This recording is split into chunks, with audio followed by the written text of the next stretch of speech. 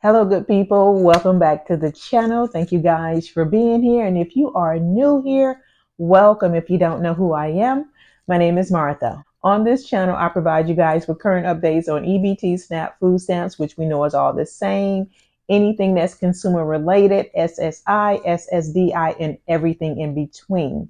So if you think you might enjoy this type of content, please go ahead and subscribe to the channel. Give me a thumbs up, like, comment, and share this video. Today's video is going to be about this lab-grown meat that they are talking about, that the U.S., the government have approved 2 companies to start working and producing this meat.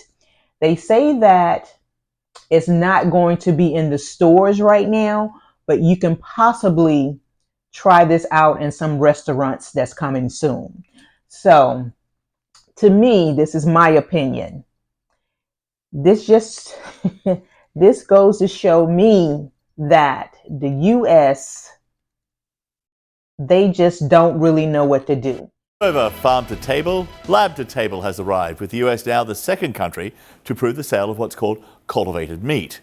That's meat grown from live animal cells and cultivated with nutrients and amino acids in a giant vat, kind of like you'd find at a brewery. Supporters say it will help fight climate change by reducing the need for traditional animal agriculture, like cows, which emit greenhouse gases which warm the planet. But hey, how does it taste? It'll taste exactly as you would expect a chicken to taste. So the part that's remarkable about it is we didn't have to raise and slaughter a chicken to get real chicken meat out of it. And the part that's unremarkable is that it tastes like chicken. It's what we've been used to eating for thousands of years. They are just all over the place. But for the government, USDA, to approve these companies to start growing this lab-grown meat. I want to talk about that. I have my iPad right here that I'm going to read you guys this article because I ran across this article talking about this lab-grown meat. And I think all this was approved in June of 2023 and for the United States, because again, this has been going on in different countries. So I guess it's time for the US to kind of catch up. But again, this lets me know that the government do not care about the farmers, because if you are able to start growing meat in a lab, that's really going to harm people that are farmers, their livelihood, their businesses that they have had for probably years, generation from generation. So again, here we go. United States on their soapbox want to start doing all this stuff, taking money out of people's pockets, out of their homes, out of their families, all of that. So let's read this article and see what they're talking about. But I want you to comment below and tell me what your thoughts are on this.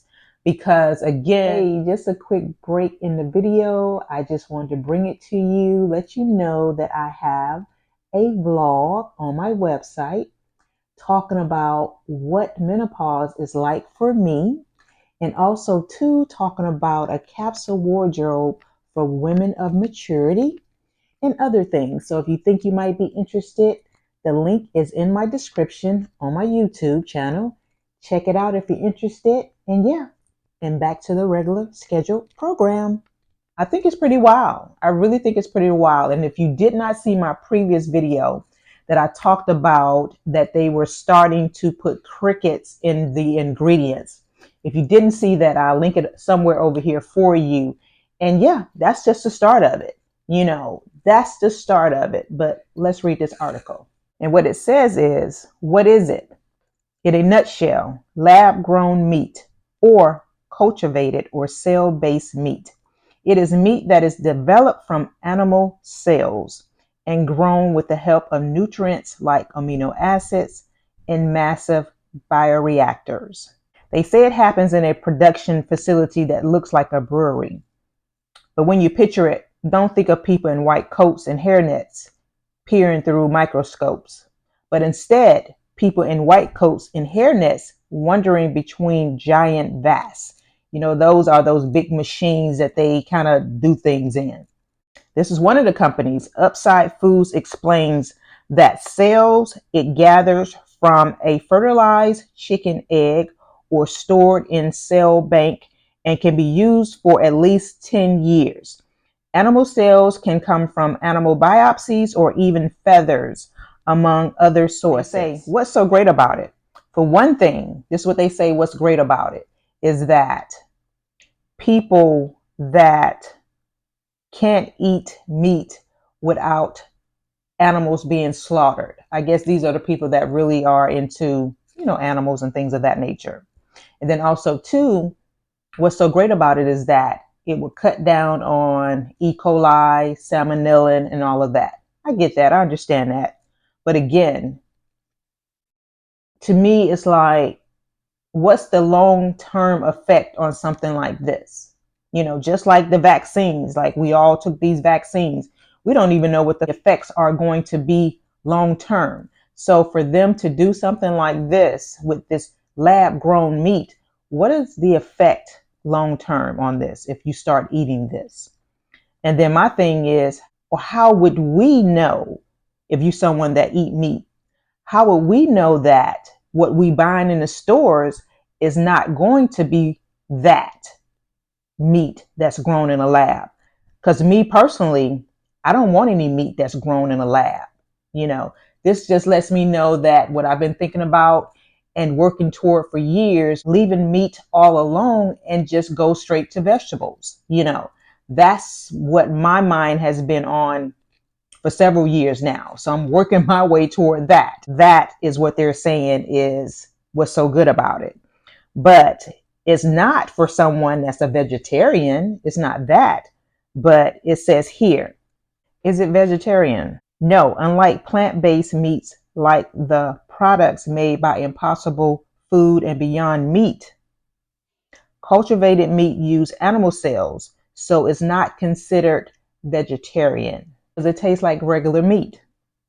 They say basically yes. That's according to a former CNN reporter who tried a cell-based meatball made by Ivy Farm Technology.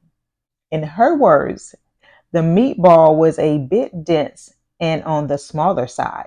Not exactly the classic version you imagine melting in your mouth at an Italian restaurant. It tastes like traditional meat, and the flavor was full and savory. The CNN reporter who tried Upside Food cultivated chicken said, this actually does taste like chicken. Others who have tried Good Meat's cultivated chicken, which was approved for sale in Singapore in 2023, had a similar reaction. It says right here, what has been approved in the U.S.? The USDA Food Safety and Inspection Service approved Upside Foods and Good Meats application grant of inspection. Those types of applications are approved following a rigorous process, which include accessing a firm food safety system, according to an FSIS spokesperson. So they have already approved, like I stated, these two companies, Upside Foods and Good Meats, to start the application process and go ahead and start doing what they need to do to start processing this lab meat. So to me, like I said, I don't know about you, but I don't think I want to eat any meat that has been grown in a lab. Here we go with all this nonsense with the United States. We are doing, as the kids say, we are doing entirely too much. You know what I'm saying? Too much. But again, that's just my opinions on it. I wanted to bring it to you guys, see what you thought about it, see have you heard about it, and yeah, all that good stuff. So yeah, guys, thank you guys so much for being here again. If you think you might enjoy this type of content, please go ahead and subscribe to the channel. Give me a thumbs up, like, comment, and share this video. And if you enjoyed this video, check out my next video, and I will see you guys in the next one. You guys take care. Bye-bye.